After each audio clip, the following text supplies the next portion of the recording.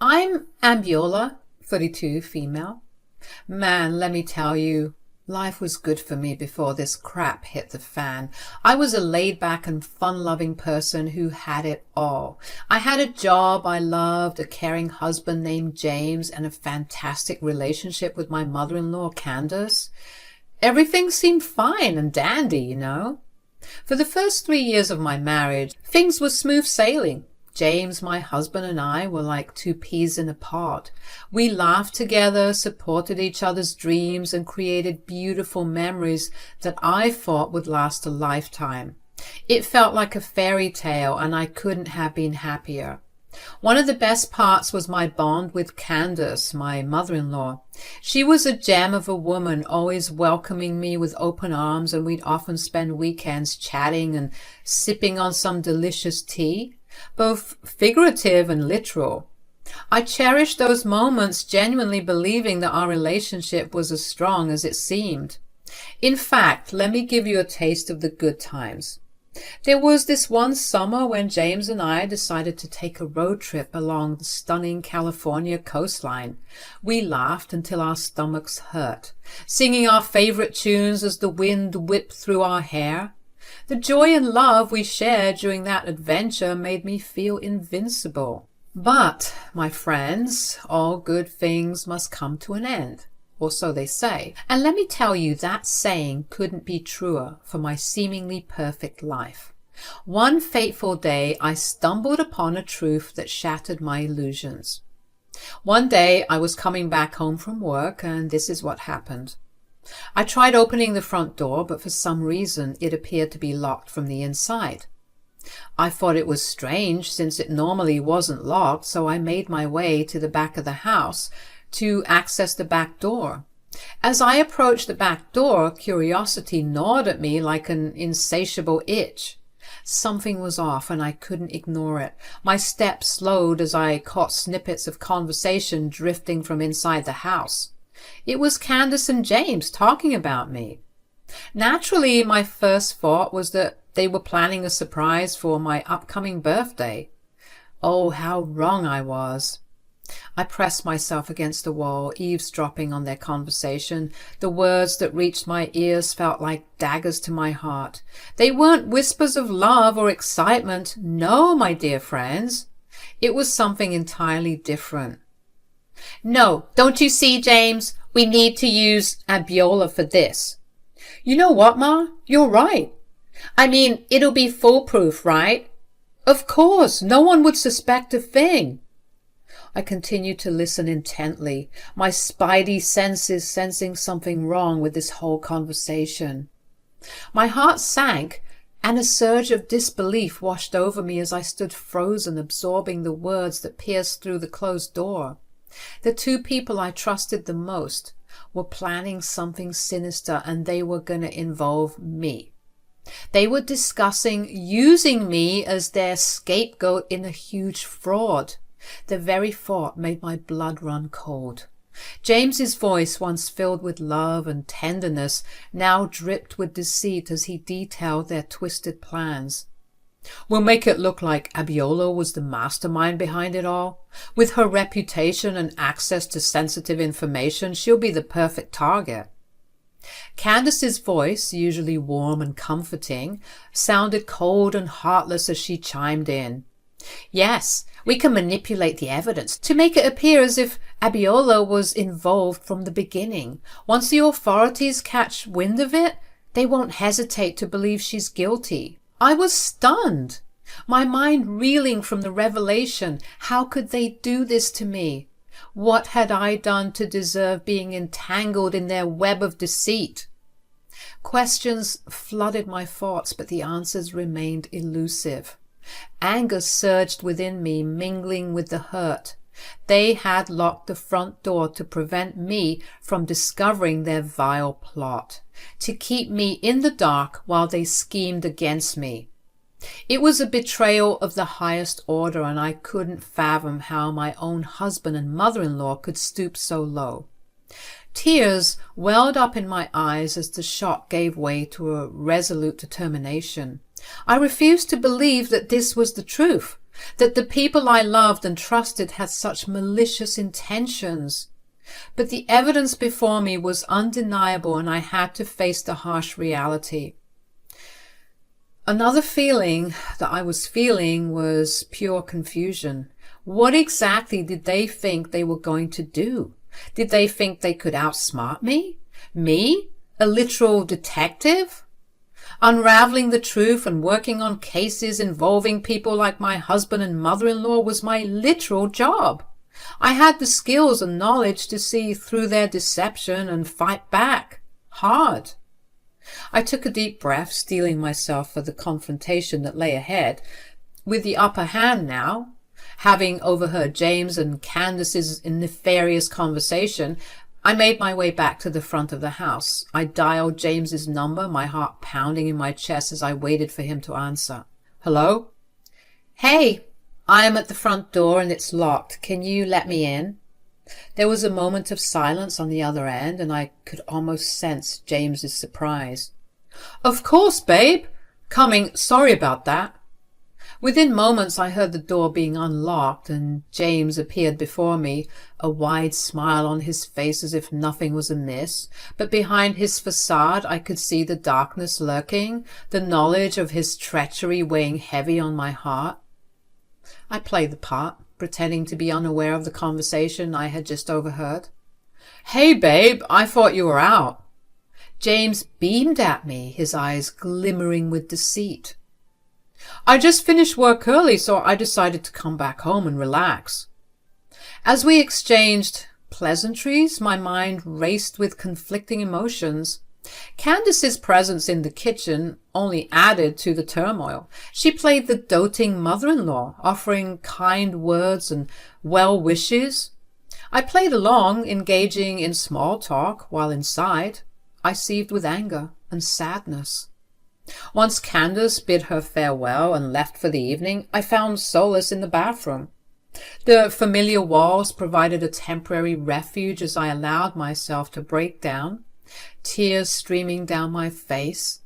It was a stark contrast to the stoic demeanor I maintained in my detective work, a reminder that even the safest of spaces could be tainted by deceit. In that vulnerable moment, I vowed to gather more evidence, to dig deeper into the web of lies that had entangled my marriage and my relationship with Candace. I couldn't let their wicked plans come to fruition. It was time to unveil their true intentions, protect myself, and seek justice. Wiping away my tears, I emerged from the bathroom with renewed determination. No longer would I be the unsuspecting victim. I would confront James and Candace head-on, unravel their scheme, and ensure that their deceit would not go unpunished. I threw myself into my work as a detective, using my skills to gather more evidence against James and Candace. Determined to expose their treachery, I began wiring our home, strategically placing cameras and microphones in hidden locations. Every nook and cranny became a potential source of crucial information. During one of my shifts at work, I stumbled upon a disturbing revelation. Candace, it seemed, had been visiting our house regularly, engaging in secret discussions with James about their wicked plan. It became clear that James was intentionally skipping work, using his time to conspire with his mother against me. As I dug deeper into the details, the puzzle pieces started to come together. I discovered their intricate plot, their scheme to make me the scapegoat for a massive fraud. It sickened me to the core, realizing that the man I once loved and the woman who had treated me with kindness were capable of such betrayal. Each day brought new revelations, and I diligently collected and documented the evidence. I became a master of organization, meticulously compiling every incriminating piece of information. My determination only grew stronger with each discovery, fueling my desire to expose their deceit and protect myself from their malicious intentions. The wires and cameras became my allies, capturing every interaction, every whisper that unfolded between James and Candace. Their conversations revealed their true colors, showcasing the depth of their malevolence. With each recording, I added another layer of evidence to the growing pile, building a case that would shatter their facade and bring their dark plans to light. Late nights were spent poring over the footage, transcribing conversations, and connecting the dots. I couldn't rest until I had gathered enough proof to expose their true intentions and clear my name. The weight of the situation pushed me to my limits, but I remained resolute, fueled by the desire for justice. The days turned into weeks, and my compilation of evidence grew. Every detail, every hint of their malicious intent was carefully preserved. I knew that soon the time would come to confront them, to lay bare the truth they had tried so hard to conceal. But I wanted them to suffer. This wasn't just any other case to me. This was personal. I arrived home after another long day at work, hoping to find some solace amidst the chaos that had infiltrated my once happy life. As I stepped through the front door, I noticed Candace and James huddled together on the couch, their voices hushed and their demeanor seemingly secretive. Suppressing my irritation, I decided to play it cool and approached them with a nonchalant smile. "Hey, what's going on?" I asked, feigning innocence, though deep down I knew their conversation likely revolved around me. Candace and James exchanged a quick glance, their faces displaying a hint of guilt. James quickly responded, "Oh, we were just discussing some business investments, nothing too exciting." I nodded, playing along with their lie, even though my gut told me otherwise. I took a seat beside them and, as if on cue, their conversation abruptly halted. It was clear they didn't want to discuss their true intentions in my presence. Feeling a touch of pettiness, I decided to push their discomfort further. I leaned back, smirking slightly, and said, "You know, it's funny how good I am at my job. I always manage to catch the bad guy, no matter how well they try to hide." James shifted uncomfortably in his seat while Candace attempted to maintain her composure. Their discomfort only fueled my determination to expose their deceit. "Yeah, I've seen firsthand what happens to those who cross my path. They end up in the worst parts of jail, regretting the day they thought they could outsmart me." Silence hung in the air, the tension growing palpable. I could see the unease in their eyes, their guilt, trying to find a way to hide. It was a small victory, a way for me to assert myself and let them know that I was onto them. In that moment, I felt a flicker of empowerment, a glimmer of strength. The evidence I had carefully collected loomed large in my mind, reminding me that I held the key to exposing their true nature. They may have tried to deceive me, but they underestimated my resourcefulness and determination. As the awkward silence lingered, I knew I had struck a nerve. Their facade was crumbling, and the truth was inching closer to the surface. It was only a matter of time before their web of lies would unravel, and I would be the one standing tall, ready to confront them with the damning evidence I had amassed. But for now, I would bask in the discomfort I had stirred within them. They would never suspect that their victim had transformed into a formidable opponent, armed with knowledge and ready to bring their treachery to light. The game had shifted in my favor, and I was prepared to play it to the end. The weeks passed by, and my collection of evidence grew steadily. It was apparent that Candace and James were preparing to execute their malicious plan, their confidence soaring as they believed they had me trapped. Little did they know that their every move was being monitored, their words captured on hidden cameras and microphones. One evening, as I listened in through the surveillance feed, I couldn't help but burst into laughter. Their smugness and self-congratulatory remarks filled the room, oblivious to the fact that my team of trusted allies was waiting for the signal to strike. It was the perfect moment, the calm before the storm, and I reveled in the knowledge that the tables were about to turn. With a flicker of excitement and determination in my eyes, I relayed the cue to my team. Through a discreet communication device, I directed them to move in swiftly to break down the doors and confront Candace and James with the weight of their treachery. The sound of splintering wood filled the air as my team stormed into action.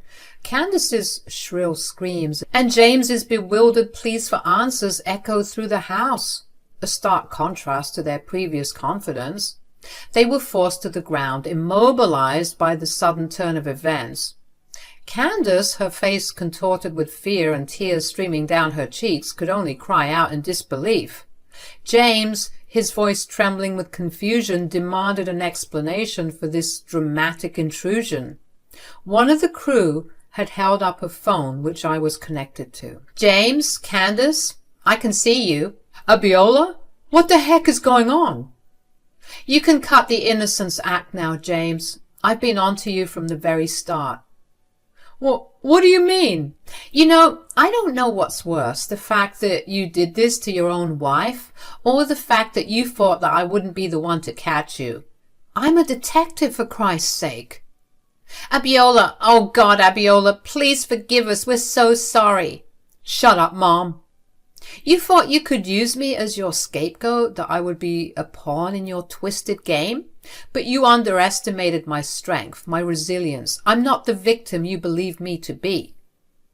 As the truth of their intentions unfolded before them, their faces twisted with a mix of guilt and fear. The walls they had so meticulously built to deceive me were crumbling, and they were left to face the consequences of their deceit.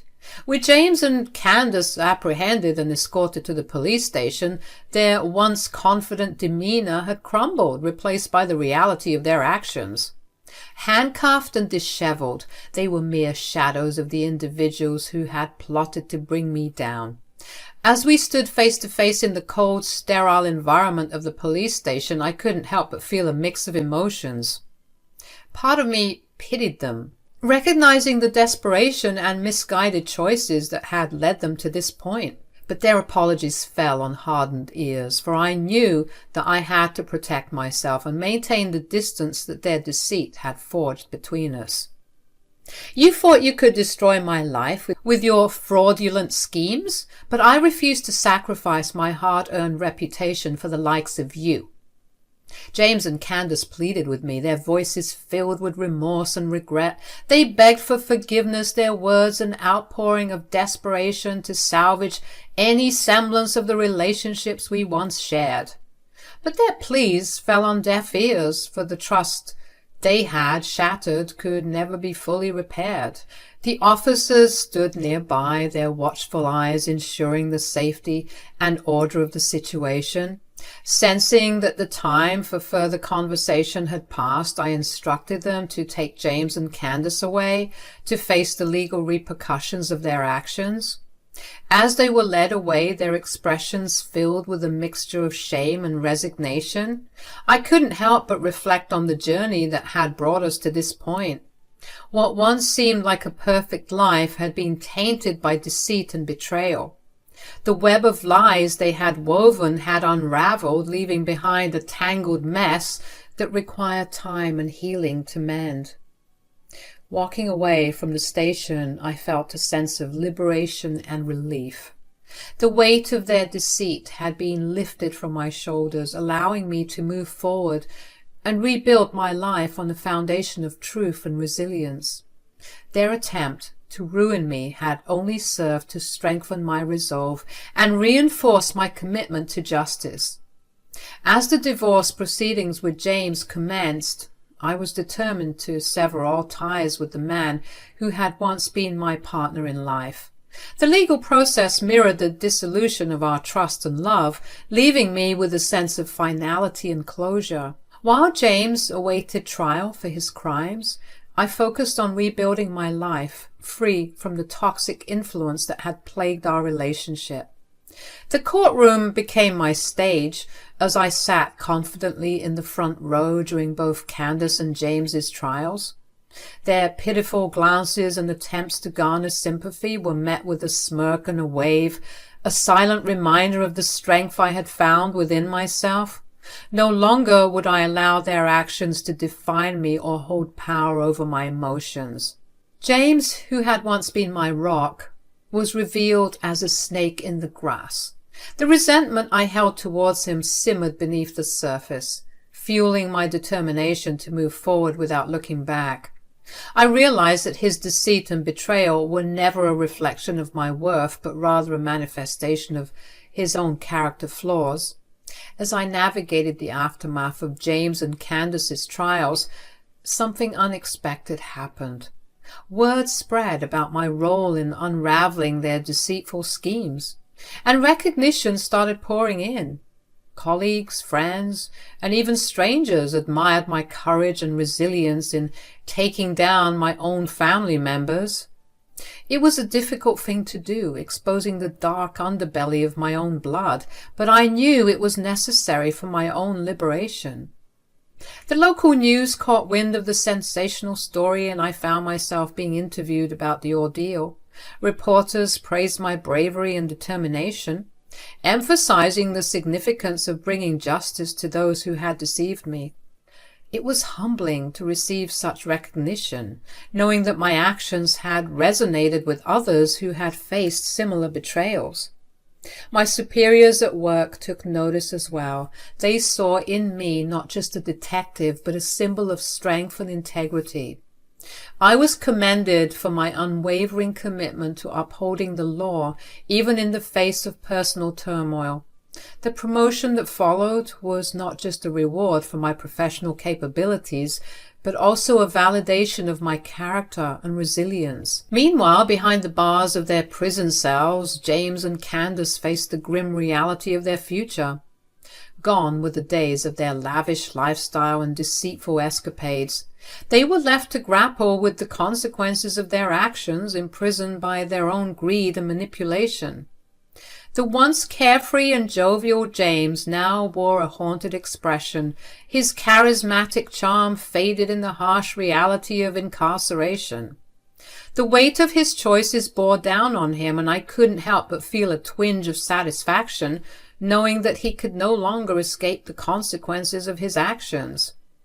Candace, who had once exuded an air of grace and superiority, now found herself stripped of her illusions of power. Behind bars, she faced the stark truth that money and influence could not shield her from the repercussions of her crimes. I imagined her nights filled with restless sleep, haunted by the choices that had led her to this point. Their future in prison loomed ahead, a stark contrast to the lives they had once led. While they faced the monotony and harsh realities of life behind bars, I found solace in the fact that justice had been served. Their punishment served as a reminder to them and others that no one is above the law. As I reflected on the journey I had undertaken, I couldn't help but acknowledge the personal growth and strength that had emerged from the chaos. Taking down my own family members was not an easy task, but it had unleashed a resilience within me that I hadn't known existed. I had triumphed over the darkness that had threatened to consume me, emerging from the shadows with my head held high. The recognition I received was not just a pat on the back. It was a testament to my ability to confront difficult truths and rise above them. I had transformed from a victim to a victor. And in doing so, I had discovered a strength that would guide me on my journey to a brighter future.